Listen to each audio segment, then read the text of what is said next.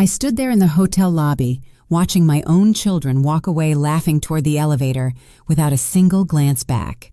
Monica, my daughter-in-law, had said something about finally being free of the burden, and they had all laughed. They didn't know I had heard every word. They didn't know I had paid for every cent of that reservation with the money I saved for 8 months, selling my pies on Sundays in the town square and stashing coin after coin in a cookie tin I hid behind the canned beans. They also didn't know what I was about to do.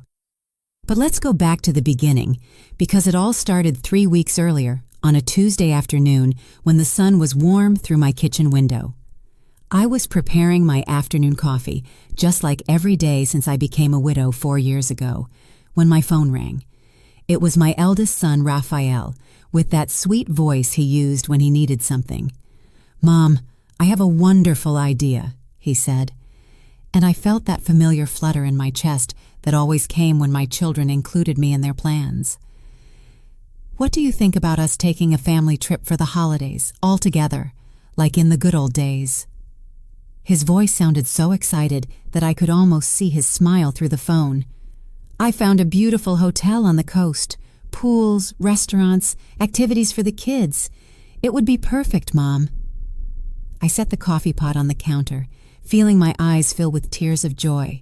It had been so long since I felt included, since I had been invited to anything more than a family dinner where I sat quietly while they talked about their jobs, their trips, their plans. I was always the one who served, who cleared the dishes, who stayed in the kitchen while everyone else went into the living room. "That sounds wonderful, son," I replied, trying to keep my voice from cracking. "When would it be?" "The first week of January. 7 days, Mom. Imagine all of us, me, Monica, Diego, and Anna, the grandkids, and you, of course, like one big, happy family." He paused and then added, "There's just one small detail, Mom. The hotel requires a single person to make the reservation. Could you take care of it? We'll transfer you the money afterward." Of course, it was always like this. I was the one who put my name on the line, who made the guarantee, who handled the paperwork while they had all the fun. But this time, I didn't mind. It was a chance to do something special for my family, to show them how much I loved them. "Of course, son, you can count on me." That same afternoon, I called the hotel. The receptionist had a kind, professional voice. "Golden Palms Hotel, how can I help you?" "I'd like to make a reservation for 12 people, I said, feeling my heart race. I had never organized anything so big before. "Perfect, ma'am. For what dates?" "From January 2nd to the 9th. I heard the clicking of her keyboard. "All right. That would be 5 family suites, all inclusive, with access to all activities. The total would be $4,200. I stopped breathing. $4,200. My pension was $800 a month. I had saved $800 selling pies for 8 months. I didn't have enough. "Ma'am, are you there?" Yes, I'm sorry. Can I confirm the reservation and pay later?" "We need a 50% deposit to confirm, ma'am. $2,100. I couldn't sleep that night. I sat in my rocking chair, calculating and recalculating. I had $50 in cash, some savings I had set aside for emergencies, and my wedding ring. The ring my husband had given me 42 years ago, with a small diamond that sparkled when the light hit it. The next day, I went to the downtown jewelry store. Mr. Jenkins, the owner, was an older man who knew my whole family. "Estella, how are you?" "I'm doing well, Mr. Jenkins. I came to ask what you'd give me for this ring." He examined it with his loupe, turning it between his wrinkled fingers. "It's a nice piece, Estella. I can give you $800. I felt as if I had been punched in the stomach. $800 for 42 years of marriage. But I thought about Raphael's smile, about the chance to have my whole family together and happy. It's a deal. With the money from the ring and my savings, I called the hotel that same afternoon and paid the deposit. The reservation was confirmed in my name, with my credit card as a guarantee, 5 family suites, 12 people, 7 days, all inclusive. Over the next few weeks, every time I spoke with Raphael or Diego, they asked me about the trip details but never mentioned the money. "We'll talk about that later," they would say. "The important thing is that we're all together." I continued to sell pies on Sundays, doing sewing jobs for my neighbors, saving every dollar I could to cover the final payment. My house became colder because I turned down the heat, I ate less meat, and I walked instead of taking the bus, all for that perfect family trip. 3 days before the trip, Raphael called me excitedly. "Mom, you don't know how much we're looking forward to these days. The kids are super excited. Monica already has everything packed. How are the hotel preparations?" "Everything's ready, son. Just the final payment left." "Oh yeah, of course. Well, we'll figure that out when we get there. The important thing is we have fun." The night before the trip, I finished paying for the reservation in full with my credit card, $2,100. My wedding ring, all my savings, plus the debt left on my card. But it was worth it. I was going to have 7 perfect days with my family. I had no idea what I was about to discover. The morning of the trip, I woke up before sunrise. I had packed my suitcase the night before, carefully folding each item, choosing my best dresses, the pearl necklace that was my mother's, and my comfortable walking shoes for the beach. I felt like a child before Christmas.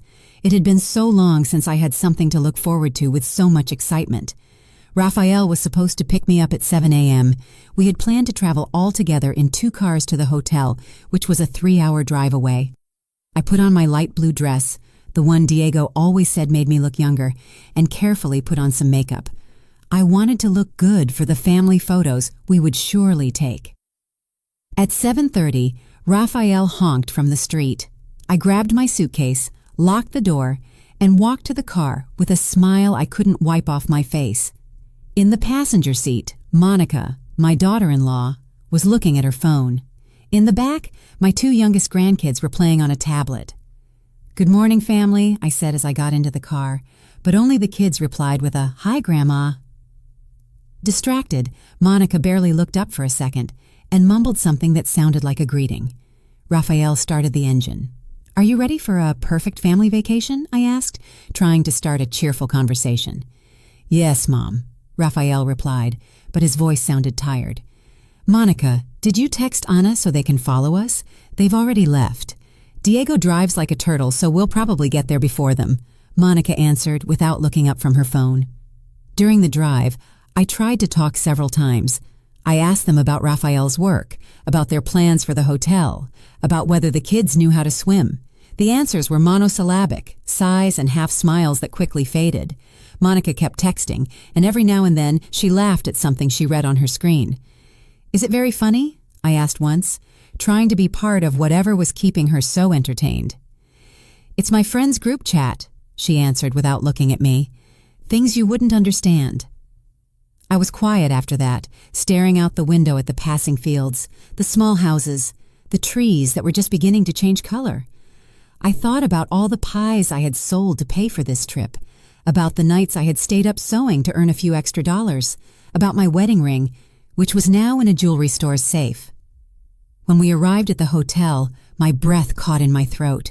It was even more beautiful than I had imagined from the photos online. Tall palm trees swayed in the ocean breeze. The gardens were perfectly manicured with flowers of every color. The white facade of the building gleamed under the midday sun. The entrance had water fountains that made a relaxing sound, and I could hear the ocean in the distance. "What a beautiful place!" I exclaimed, feeling my chest swell with happiness. "I can't believe we're here." The kids jumped out of the car, excited, and ran toward the entrance. Raphael and Monica began to take the suitcases out of the trunk. At that moment, the second car arrived with Diego, Anna, and the rest of the family. My 17-year-old granddaughter, Mariana, was the only one who came to hug me. "Grandma, this place is incredible," she said, her eyes shining with excitement. "Did you see the pool? It's huge, and they say they have nightly activities and themed restaurants." "I know, honey. It's going to be a wonderful week," I replied, stroking her hair. At least someone shared my enthusiasm. We all went into the lobby, and I headed to the reception desk. It was a spacious and elegant area with marble floors that reflected the light from the crystal lamps, white leather sofas, and tropical plants in huge pots. The air smelled of fresh flowers and ocean breeze. "Good morning," I said to the receptionist, a young woman with a kind smile. "I have a reservation under the name Estella Williams." She typed on her computer and smiled. "Of course, Mrs. Williams. We were expecting you. 5 family suites, 7 nights, all inclusive for 12 people. Everything is in order." While she was preparing the keys and explaining the hotel services, I heard my sons talking quietly behind me. 5 suites, I heard Diego whisper to Rafael. "I thought you said it would be simpler." "Mom organized everything," Rafael replied. "We'll figure out how to split the costs later." The receptionist handed me the keys on elegant keychains shaped like a palm tree. The suites are on the 3rd floor, all with an ocean view.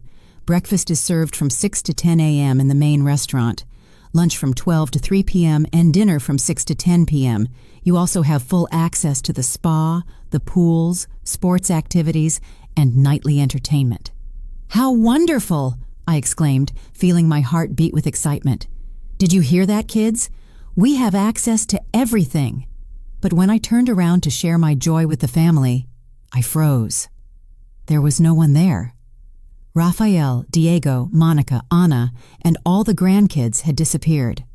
Only Mariana was left, looking at me with a strange expression on her face. "Where did everyone go?" I asked, feeling my stomach drop. "They went to the elevators," she replied, biting her lower lip. "Dad said they were going to get settled in the rooms and that we would meet up later." Without waiting for me, without the keys, Mariana didn't answer, but I could see in her eyes that she wasn't telling me something. We walked to the elevator area, but there was no sign of the family. We went up to the 3rd floor and walked down the hallway, looking for them, but it was as if they had vanished. "Mariana, what is going on here?" I asked, my voice trembling. She sighed and took out her phone. "Grandma, there's something you need to know. They're in the family group chat and—" She stopped, as if it was hard for her to continue. "What group chat?" "The one Dad, Uncle Rafael, Mom, and Aunt Monica made. It's called Drama-Free Vacation." Her voice became softer. "Grandma, they didn't want you to come on the trip." I felt as if the marble floor was shifting under my feet. "What do you mean they didn't want me to come? But Rafael invited me. He asked me to organize everything." Mariana showed me her phone with trembling hands. On the screen, I could see the group chat. The most recent messages said things that broke my heart into pieces. "We've arrived. The old lady took care of everything, as usual. Perfect. Now we can enjoy ourselves without her watching us all the time. Did you see how excited she was at reception? How embarrassing. Well, at least she's useful for something. Let her stay in her room watching TV while we take advantage of everything." The words blurred in front of my eyes. I felt tears welling up, my throat closing. $2,100, my wedding ring, 8 months of work, all so they could enjoy themselves, drama-free, without me. "Grandma?" Mariana's voice sounded far away. "Grandma? Are you okay?" No, I wasn't okay, but I wasn't defeated either. I stood there in the hotel hallway with the 5 keys hanging from my trembling fingers while Mariana looked at me with tear-filled eyes. The messages from the group chat kept coming on her phone, each one like a dagger to my heart. I hope she doesn't get all pushy about family dinners. Don't worry, Monica. If she gets too annoying, we'll just tell her she looks tired and that she should go rest. The important thing is that the kids have fun. She can do her own thing. I closed my eyes and took a deep breath. The hallway smelled of cleanliness and fresh flowers, but all I could taste was the bitter flavor of humiliation in my mouth. For 40 years, I had raised those children. I had sacrificed my dreams for theirs. I had sold my wedding ring to give them this perfect vacation, and this was how they repaid me. "Mariana," I said with a voice I didn't recognize, "how long has that group chat existed?" She looked at her phone, scrolling up to see older messages. Since Uncle Rafael suggested the trip, Grandma. Look, here it says he created it the same day he called you." My granddaughter showed me the screen. There it was, clear as day. Group created on December 12th by Raphael Carter. The same day my son had called me with his sweet voice to invite me on the family trip of my dreams. I continued to read the older messages, each one worse than the last. I already talked to Mom. She fell for the whole story. She's sure she'll be able to organize it. You know how she is with technology. It doesn't matter. If she messes up, we'll fix it. The important thing is she pays. Great. A free vacation with no family drama. Just so we're clear, no all-together activities, everyone for themselves. The words became blurry from the tears I could no longer hold back. But there was something else, more recent messages that made me understand the magnitude of their betrayal. Did you confirm that the hotel allows changes to the reservation? Yeah. Diego asked at reception. Since it's under Mom's name, she can make changes. Perfect. Tomorrow we'll convince her to transfer the rooms to our names just in case. And on the last day, we'll tell her there was a billing error and that the hotel needs someone else to take care of the payment. There it was. Not only had they planned to ignore me during the trip, but they also intended to leave me with the entire debt at the end. They had used me to organize and pay for their perfect vacation, and then they planned to abandon me with the bill. Grandma, Mariana gently touched my arm. What are you going to do? That question echoed in my mind. What was I going to do? The old Estella would have cried in silence, swallowed the humiliation, and pretended she hadn't seen anything. She would have spent the 7 days locked in her room, ordering room service so as not to bother the family in the restaurants, watching TV while they enjoyed the pool, the spa, and the nightly activities that I had paid for. But something had changed inside me. Maybe it was seeing my wedding ring disappear into the jeweler's hands. Or maybe it was those 8 months of waking up before sunrise to make pies and sell them in the town square. Maybe it was the realization that my own children saw me as a walking wallet, useful for paying and organizing, but a nuisance to include. I don't know yet, honey, I replied to Mariana, wiping my tears with the back of my hand. But I'm not going to stand here and cry. We walked to my suite. It was beautiful, with a king-size bed covered in pristine white sheets, a balcony with a direct ocean view, and a marble bathroom with a deep tub, everything I had dreamed of for months while saving every cent. But now it felt empty, like a stage set for a play where I was just the financier, not the star. I sat on the bed, and Mariana stood by the window, looking out at the beach where I could already see some family members. Raphael and Diego were in the pool with their kids. Monica and Anna were having cocktails under an umbrella. They were all laughing and enjoying themselves as if nothing had happened. You know what hurts the most? I said to Mariana. It's not the money, or even the fact that they lied to me. It's that I thought we were finally going to be a real family, that we were going to make beautiful memories together. Mariana turned around, and I saw that her eyes were red. Grandma, I tried to tell them it was wrong. When Dad added me to the group, I told them it wasn't fair to you, but they said I didn't understand, that sometimes adults have to make difficult decisions. Difficult decisions. That's what I was to them, a difficult decision. At that moment, my phone rang. It was a message from Raphael. Mom, we've settled in. We're going to have lunch at the beach restaurant. If you want, you can order room service. See you at dinner. Liars. I knew perfectly well they had planned to have lunch without me, but this time, instead of feeling hurt, I smiled. Tell your dad thank you very much, but I have other plans. And I wasn't lying. I did have other plans. Plans that were taking shape in my mind with a clarity that surprised me. That afternoon, while my family enjoyed the beach with the money I had paid, I was busy making some very important calls. First stop, my bank. Second stop, the hotel reception. Third stop, my lawyer. Because if my children thought they were going to play games with me, they were very wrong. The game had just begun, and this time I had all the cards. That afternoon, while my family had fun on the beach, believing they had found the perfect formula for a free vacation, I was in my room executing my own plan. I had learned over 65 years that patience is the most powerful weapon a woman can have, especially when she is underestimated.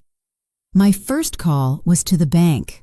After navigating a maze of automated options and waiting for 20 minutes, I finally managed to speak with a human representative. National Bank, this is Carmen speaking. How can I help you? Good morning, Carmen. My name is Estella Williams. I need to report a possible fraud attempt on my credit card. Of course, Mrs. Williams. Can you provide me with your card number and date of birth to verify your identity? After confirming my information, I explained the situation, choosing every word carefully. Carmen, I have reason to believe that a family member is going to try to dispute legitimate charges that I made on my card, specifically a hotel reservation for $4,200 that I personally authorized and paid for. I understand your concern, Mrs. Williams. Do you have any evidence of this potential fraudulent dispute? Yes. I have all the reservation documents, payment confirmations, and witnesses who can corroborate that I authorized all the expenses. Furthermore, my granddaughter heard my son on the phone today talking about disputing these charges. Carmen made a note of everything and explained the procedure. I'm going to place a protection note on your account, Mrs. Williams. If anyone tries to dispute these charges, an automatic investigation will be triggered, which will require substantial evidence of actual fraud. And in the meantime, the charges will remain valid until proven otherwise. I'm also going to email you a form to document everything related to this potential family fraud attempt. After hanging up with the bank, I felt as though I had won the first battle of a war that had just begun, but I needed more ammunition. My second call was to the hotel reception. Good afternoon. Could I please speak with the manager? 5 minutes later, a man with a kind voice introduced himself. Mrs. Williams, I'm Miguel Anderson, the hotel manager. The receptionist tells me you wanted to speak with me. Yes, Mr. Anderson. I have a delicate family situation, and I need to make sure certain information is officially registered. I explained that I had paid for the full reservation as a surprise for my family, but had discovered they planned to dispute the charges fraudulently.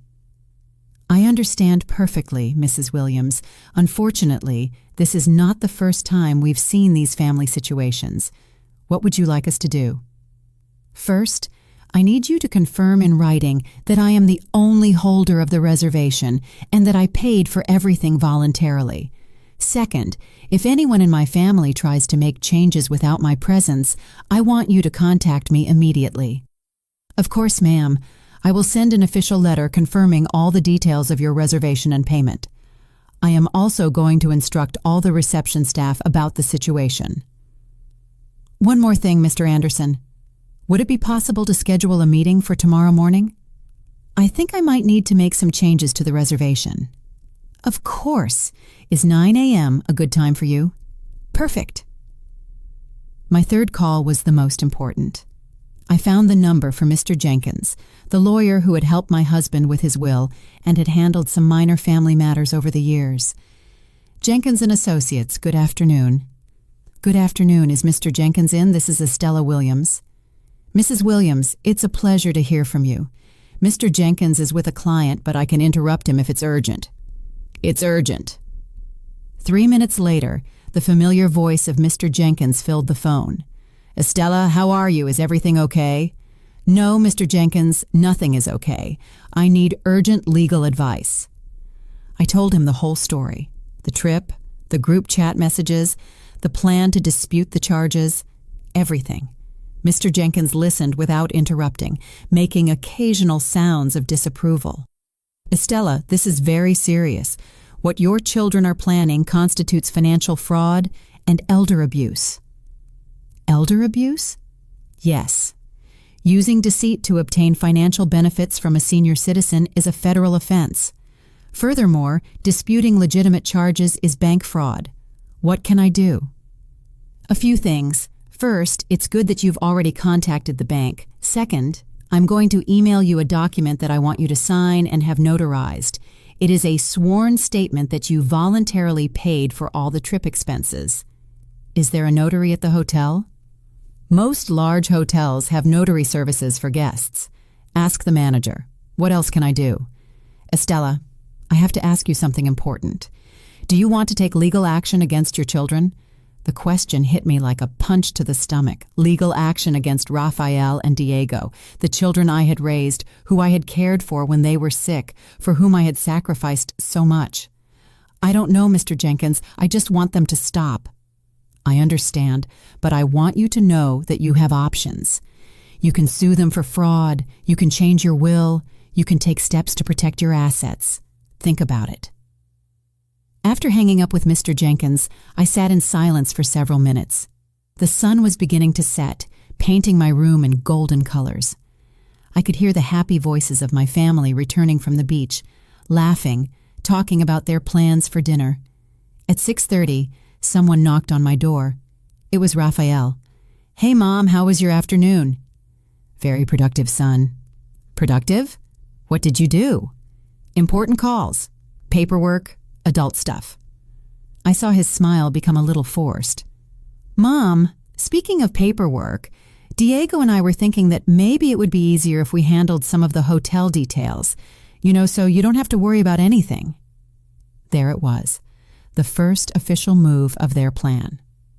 "What kind of details?" "Well, the keys to the other rooms, for example, just in case there's an emergency and we need access." "What kind of emergency would require you to have access to rooms that aren't yours?" Rafael seemed taken aback by the direct question. "I don't know, Mom. We just thought it would be more practical."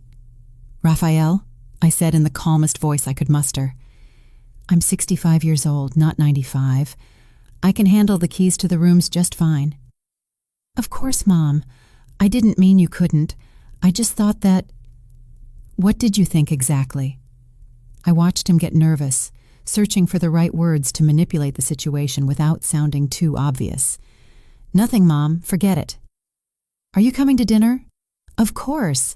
It's my money paying for that dinner, isn't it?" The question caught him by surprise. "Your money?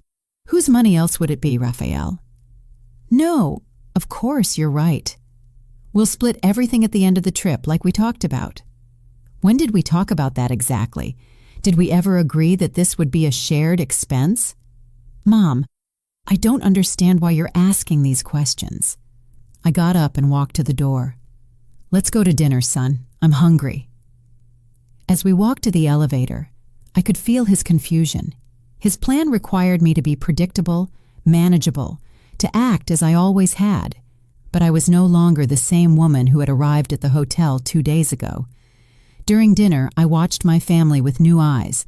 I saw how each of them enjoyed the food I had paid for, the expensive drinks they ordered without a second thought, the multiple desserts they got on a whim. I saw how they talked about their plans for the next day as if I weren't there, as if my presence were optional. But I also saw something else. I saw Mariana watching me with worried eyes, understanding that something had changed in me. I saw my younger grandkids genuinely enjoying the trip, knowing nothing about the adults' betrayals. And I realized something important. Not everyone at that table had betrayed me. That night, after everyone had gone to their rooms, Mariana came to see me as we had agreed. "Grandma, what is going on? Dad seemed really weird during dinner." "He seemed weird because his plan isn't working out as he expected." I told her about my calls that day, about the measures I had taken to protect myself, about the meeting I had scheduled with the hotel manager in the morning. "Are you going to cancel the trip?" she asked, her eyes wide. "No, honey, I'm going to do something much better." "What?" I smiled, and for the first time in days, it was a genuine, not a forced smile. "I'm going to give them exactly what they deserve." At 5 a.m., I was already awake. Not because I had set an alarm, but because my body had developed the habit of waking up early during those months of selling pies. But this time, instead of feeling the familiar weight of exhaustion and obligation, I felt a strange sense of energy I hadn't felt in years. Today was the day everything would change. I took a shower calmly, put on my best outfit, the navy blue suit I had bought for my husband's funeral, but had never had an opportunity to wear on an important occasion, and went down to the restaurant. It was 6:30, and the place was almost empty. Perfect. I needed quiet to review my notes one more time. As I sipped my coffee and looked over the documents Mr. Jenkins had emailed me early in the morning, I saw Miguel Anderson, the hotel manager, come in. He was a man in his 40s, elegant, with that warm professionalism that characterizes people who truly understand service. "Mrs. Williams, good morning. Did you sleep well?" "Very well, thank you.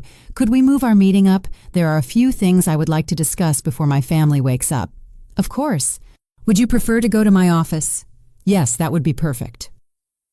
His office was elegant but cozy, with a view of the hotel garden. It had diplomas on the walls, photos of special events, and a coffee pot, which he immediately offered me a cup from. "Mrs. Williams, last night I reviewed your case with my legal team. We want to make sure we completely understand the situation." "Your legal team?" "Yes. Cases like yours, while unfortunately not rare, require us to follow certain protocols to protect both the guest and the hotel." Miguel opened a folder on his desk. "Allow me to confirm.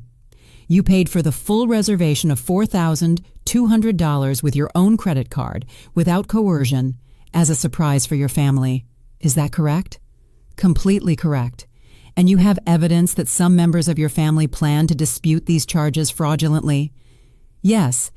My granddaughter heard my son coordinating with the bank." "I understand. I have 2 documents here that I would like you to review. The first document was an official statement from the hotel confirming all the details of my reservation and payment. The second was more interesting, an addendum to the contract that gave me exclusive authority over any aspect of the stay."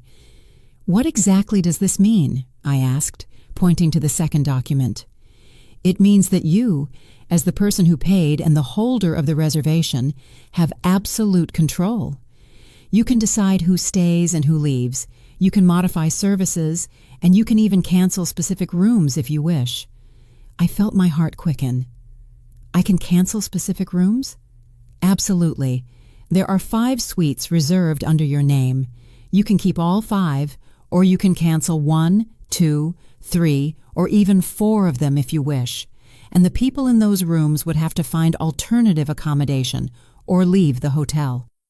The idea began to take shape in my mind with crystal clear clarity. "Miguel, what's the checkout time?" "Normally at 12 noon, but we can be flexible depending on the circumstances."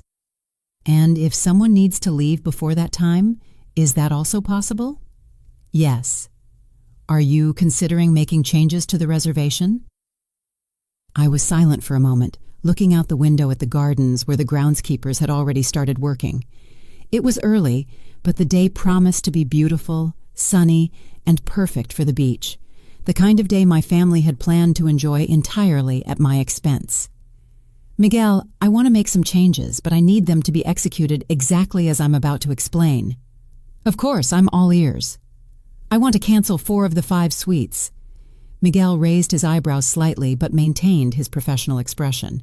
"Which ones specifically?" I took out my notebook where I had written down the room numbers. "Suites 301, 302, 304, and 305. I want to keep only 303, which is mine." "Understood. And when do you want these cancellations to be effective?" "Today, but not immediately. First, I want you to block access to those rooms at 10 a.m. Their key cards will stop working. And then at 11 a.m., I want hotel staff to go to those suites to inform the guests that they must vacate the rooms before noon due to changes in the reservation." Miguel took notes as I spoke, not judging and completely professional. "Are there any specific instructions I should give to the staff?"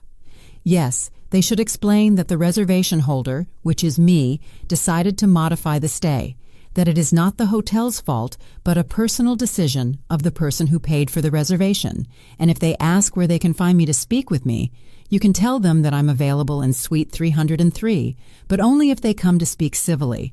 If there are shouts, threats, or disrespect toward the hotel staff, you have instructions to contact security." Miguel finished writing and looked at me with a mix of admiration and curiosity. "Mrs. Williams, may I ask what led you to this decision?" "Miguel, do you have a family?" "Yes, a wife and 2 young children." "Do you love them?" "Of course." "Would you do anything for them?" "Without a doubt." And what if they betrayed you? What if you found out they were using you, that they were embarrassed by you, that they planned to scam you? Miguel was silent for a moment. I think I understand. For 40 years I raised my children.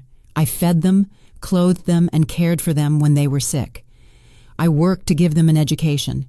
I sacrificed my dreams for theirs.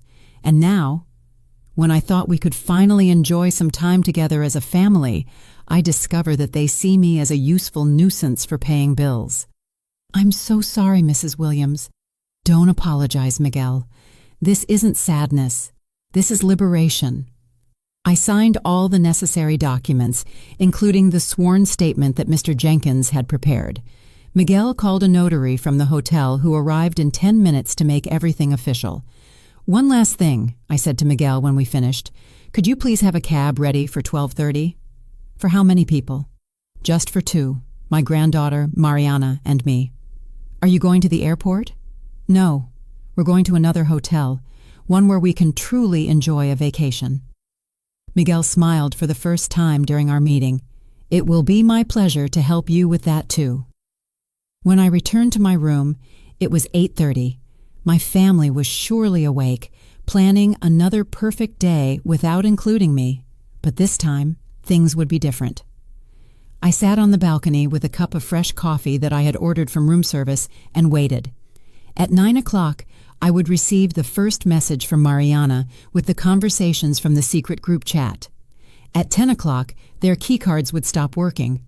At 11 o'clock, the hotel staff would knock on their doors, and for the first time in my life, I would be in complete control.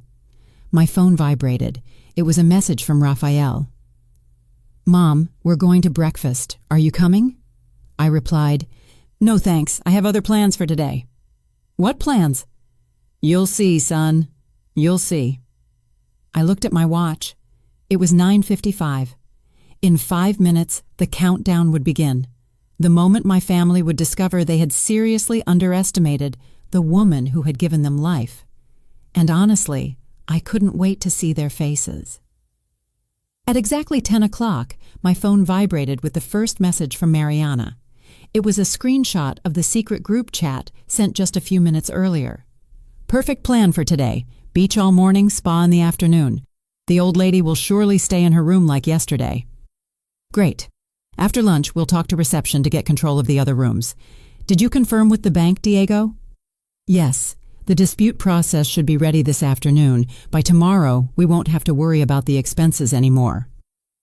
Each message was another confirmation that I had made the right decision. There was no doubt, no guilt, no room for regret. They had chosen this path. At 10:30, another message from Mariana. Grandma, they're all at the pool. Dad just said that after lunch, he's going to reception to sort out the rooms. I also heard Aunt Monica say that today is the last day they have to pretend everything is fine. The last day they had to pretend, as if being with me was an unbearable performance that was finally coming to an end. I poured myself another cup of coffee and sat comfortably in the armchair by the balcony. From there, I could see the pool where my family was enjoying themselves. Raphael and Diego were in the water with some of the grandkids. Monica and Anna were having cocktails under an umbrella, all laughing, relaxed, happy, making the most of the vacation I had paid for, while they planned to betray me. At 10:55, my phone rang. It was Miguel. Mrs. Williams, the system is ready. In 2 minutes, the key cards for suites 301, 302, 304, and 305 will be deactivated. Perfect, Miguel. Is your staff ready for what's to come? Completely.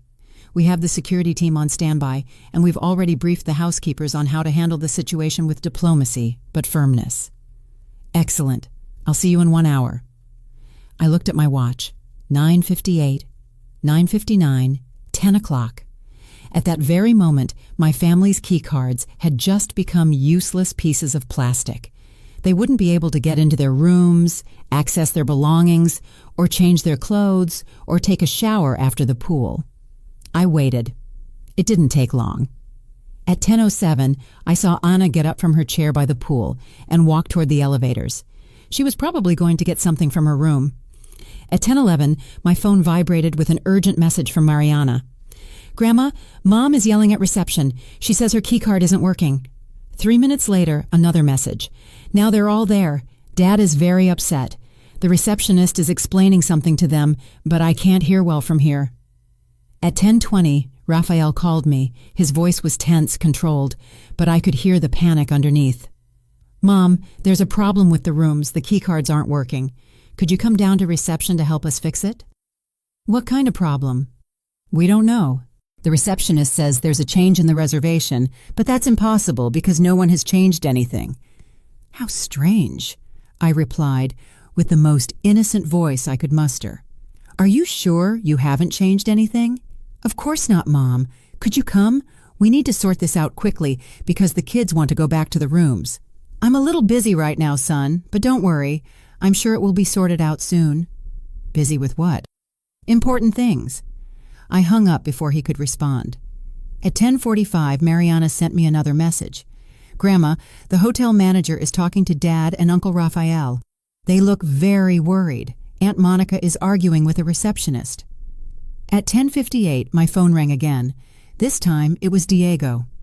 "Mom, we need you to come to reception now. There's a very serious misunderstanding, and only you can fix it." "What kind of misunderstanding?" "The hotel says you canceled our rooms. That's ridiculous, right? Tell them it's a mistake." "Why would it be ridiculous, Diego?" "What do you mean, why? Because there's no reason for you to cancel our rooms." "There isn't?" There was a long silence on the other end of the line. "Mom, what's going on?" "I'm sure Miguel explained it to you very well." "Miguel? You know the manager?" "Of course. We had a very productive meeting this morning." Another silence. When Diego spoke again, his voice had changed completely. "Mom, you canceled our rooms." "Yes." "Why?" "Because I can." And I hung up. At exactly 11 o'clock from my balcony, I saw the hotel staff walking toward the pool area. There were 3 of them: Miguel, a woman who seemed to be from guest services, and a security guard in plain clothes. I saw them approach my family, how Miguel spoke with Raphael while pointing toward the hotel. I saw the expressions of shock, confusion, and then anger on my children's and daughters-in-law's faces. I saw how the grandkids, not understanding what was happening, went up to their parents looking for explanations. At 11:05, someone knocked on my door forcefully. It wasn't the polite knock of a social visit. It was hard, urgent, desperate knocking. I opened the door, and there they were, all 4 of them, Raphael, Diego, Monica, and Anna. Their faces were a collage of emotions: fury, confusion, panic, disbelief. Behind them in the hallway, I could see some of my grandkids waiting with their beach bags in their hands. "Can you tell me what the hell is going on?" Monica yelled before I could say a word. "Good morning to you too," I replied calmly, stepping aside so they could come in. "Don't give me that attitude, Estella," Monica continued. "The hotel says you canceled our rooms. It's ridiculous." "Why is it ridiculous?" "Because we're your family." "That's what I thought." Raphael stepped forward, trying to use his most conciliatory voice. "Mom, there's clearly a misunderstanding. Let's go down to reception and clear all of this up." "There is no misunderstanding, Raphael. I canceled your rooms because you are no longer welcome on my trip." "Your trip?" Anna looked genuinely confused. "I thought it was a family trip." "I thought so too, until I discovered that you don't consider me family." Diego frowned. "What are you talking about?" I took out my phone and showed them the screenshots of the secret group chat that Mariana had sent me. I watched their faces fall as they read their own messages. "This..." Raphael tried to find the words. "This isn't what it looks like." "It's not?" "Then explain to me what free vacation with no family drama means, Raphael." The silence in the room was deafening. The 4 of them looked at each other, searching for an explanation, an excuse, a way out of the hole they had dug for themselves.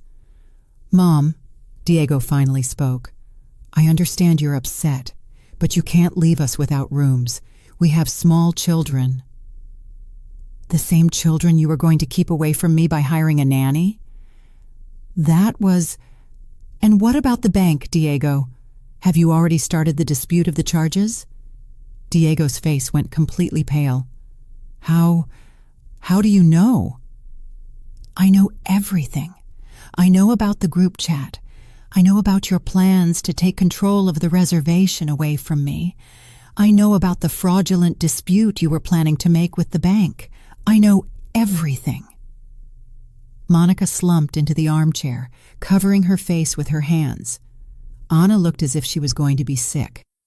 Rafael and Diego stood in the middle of the room like children who had been caught stealing candy. So, I said in a voice that sounded strangely calm, even to me. Here are your options. You can take your things, which the hotel staff has already so kindly packed. You can call a taxi, and you can go find another hotel where you can pay for your own vacation. Or what?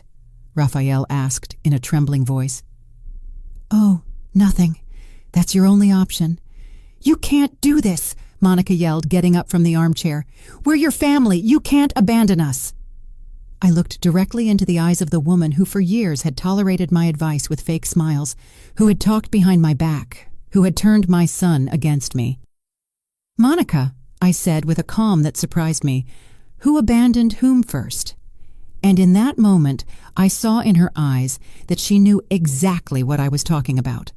The war had ended before they even knew it had begun. The silence that followed my question was devastating. I could hear the air conditioner running, the distant voices of other guests in the hallway, the gentle sound of the waves reaching the beach.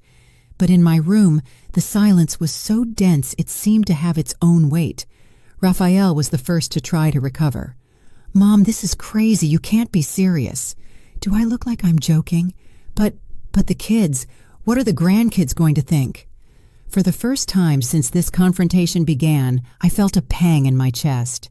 My grandkids, the only innocents in this whole betrayal. The grandkids are going to think that their parents made very poor decisions, and now they have to face the consequences. You're destroying this family, Anna cried, tears streaming down her cheeks. No, Anna, this family destroyed itself when you decided that I was an obstacle instead of a valuable member. Diego came toward me with his hands out in a pleading gesture. Mom, please. I know we made mistakes, but we can fix it. We can talk now. You want to talk after months of planning this deception? It wasn't months, Rafael murmured. No?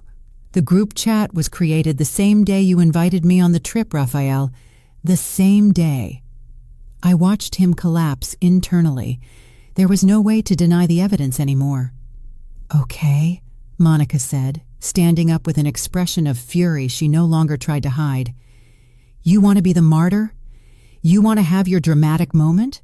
Fine, but don't expect us to come running back when you feel lonely again. Her words were designed to hurt me, to make me reconsider, to trigger that part of me that had always been afraid of being alone. Monica, I said, walking to the door and opening it. I would rather be alone than be accompanied by people who despise me. We don't despise you, Diego exclaimed. No? Then explain to me what getting rid of the burden and the last day we have to pretend everything is fine means. Diego opened his mouth to reply, but no sound came out. At that moment, Mariana appeared in the doorway. She had been waiting in the hallway with the other grandkids, but she looked clearly distressed. What's going on? She asked in a small voice. The kids don't understand why we have to leave. My heart broke a little more. This girl, my granddaughter, who had shown me the messages, who had been my ally in this discovery, now she would have to leave too. Mariana, I said softly, come here. She came closer, and I took her hands. Honey, your parents and I have very serious differences. They are going to have to leave the hotel. But why, Grandma? I looked at Diego, her father, wondering if he would finally have the courage to tell his own daughter the truth. Why? Diego said in a broken voice. Dad made some very big mistakes. Mariana looked at her father. Then she looked at me, and in her eyes, I saw a comprehension that went beyond her 17 years. Does it have to do with the group chat? Everyone froze. Anna turned to her daughter with a panicked expression. What do you know about that? I know everything, Mom. I know what you've been saying about Grandma. I know you never wanted her to come on the trip. I know you only used her so she would pay for everything. The silence that followed was different. It was no longer tense with denial. It was heavy with the shame of recognition. Mariana, Anna tried to explain, things aren't as simple as— Yes, they are. Mariana pulled her hands from mine and turned to her parents. So it's not true that you created a group chat without Grandma to make fun of her? It's not true that you planned to dispute the bank charges so you wouldn't have to pay for anything? It's not true that you hired a nanny so we wouldn't have to spend time with her? Each question was like a slap in the face. I watched my children and daughters-in-law physically shrink under the weight of the words from a teenager who had seen right through their lies. You hurt the only person who has always been there for us, Mariana continued, with tears in her eyes but a firm voice. Grandma sold her wedding ring to pay for this trip. Did you know that? She sold Grandpa's ring? Raphael slumped into a chair as if his legs could no longer support him. You sold your ring? Diego looked sick. We didn't know, Raphael said, because you never asked. You assumed I had infinite money for your whims. Monica, who had been quiet during Mariana's speech, finally spoke. Fine, we'll leave, but this isn't over. Is that a threat? It's a promise. You can't treat your family like this and expect there to be no consequences. Monica, I said, walking toward her until we were face to face. I didn't treat my family badly. My family treated me badly. What's happening now are the consequences of your actions, not mine. Raphael got up from the chair. Mom, please, can we fix this? Can you? Can you what, Raphael? Erase the messages you wrote? Cancel the fraudulent dispute you started? Give back the respect you took from me? We can apologize. Are you apologizing because you got caught, or are you actually sorry? Raphael couldn't answer. Exactly. At that moment, Miguel gently knocked on the open door. Excuse the interruption, Mrs. Williams. The taxi is ready for the family. He looked toward my children. Your belongings are in the lobby. The hotel can help you find alternative accommodation if you need it. Thank you, Miguel. Taxi? Anna asked. Are you leaving too? Yes. Mariana and I are going to another hotel where we can truly enjoy the vacation I deserve. Mariana is going with you? Diego looked genuinely surprised. I looked at my granddaughter, who nodded firmly. Mariana is the only person in this family who treated me with respect and honesty. She's the only one who deserves to share this vacation with me. You can't take our daughter? Anna yelled. I'm not taking her. She's choosing to come with me. Mariana. Diego spoke directly to his daughter. You can't do this. We're your family. Dad. Mariana looked at him with an expression that mixed love and disappointment. Grandma is also our family, and you betrayed her. I can't be a part of that. It's only for a few days, I added. After that, she can decide if she wants to go back with you or not. This is kidnapping, Monica muttered. No, I said firmly. This is justice. Raphael came up to me one last time. Mom, if we leave like this, things will never be the same between us.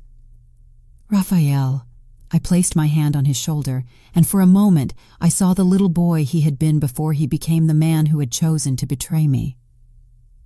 Things were already never the same. You made sure of that. I picked up my suitcase, which I had packed that morning after my meeting with Miguel. Mariana already had hers ready. Where are you going? Diego asked in a defeated voice. To a place where I can be a grandmother without having to apologize for existing. We walked toward the door. In the hallway, the other grandkids were waiting, confused and sad, not fully understanding what was happening, but knowing that something important had been broken. I knelt in front of them. I love you all very much, I said, and this isn't your fault. Someday when you're older, you'll understand why Grandma had to do this. Thomas, the little 8-year-old, hugged me tightly. We're not going to build sandcastles anymore? Someday we'll build the most beautiful sandcastles in the world, I promised him, when your parents remember how to treat the people they love. Mariana and I walked to the elevator. As the doors closed, I could see my family in the hallway, my sons defeated, my daughters-in-law furious, my grandkids confused. In the lobby, Miguel was waiting with our taxi. "Mrs. Williams," he said as the driver loaded our suitcases, "it has been an honor to meet you. What you did today took a lot of courage." "It wasn't courage, Miguel. It was survival." As the taxi drove away from the hotel, I looked out the back window. I could see my family at the entrance with their suitcases, probably calling other hotels, looking for a place to stay. "Do you regret it, Grandma?" Mariana asked me. I thought about the question as we watched the landscape go by. I thought about 40 years of motherhood, about sacrifices that were never acknowledged, about the love I had given without expecting anything in return, but that, in the end, had expected at least basic respect. "No," I finally replied. "I regret that it took me so long to value myself." The taxi was heading toward a small boutique hotel on the coast where I had made a reservation that morning, a place where a grandmother and her granddaughter could build sandcastles, enjoy quiet dinners, and remember what it meant to be a real family. For the first time in years, I felt free, and for the first time in my life, I had put my own needs first. It was terrifying and liberating at the same time, but mostly, it just felt right. Did you like my story, and which city are you listening from? Let's meet in the comments. If you liked the story, you can support me by sending a super thanks so I can keep bringing more stories like this. Thank you so much for your sweet support. I'm looking forward to your comments on the story. On the screen, you can see 2 new life stories that I highly recommend. There's so much more on my channel. Don't forget to subscribe. See you in the next life story with love and respect.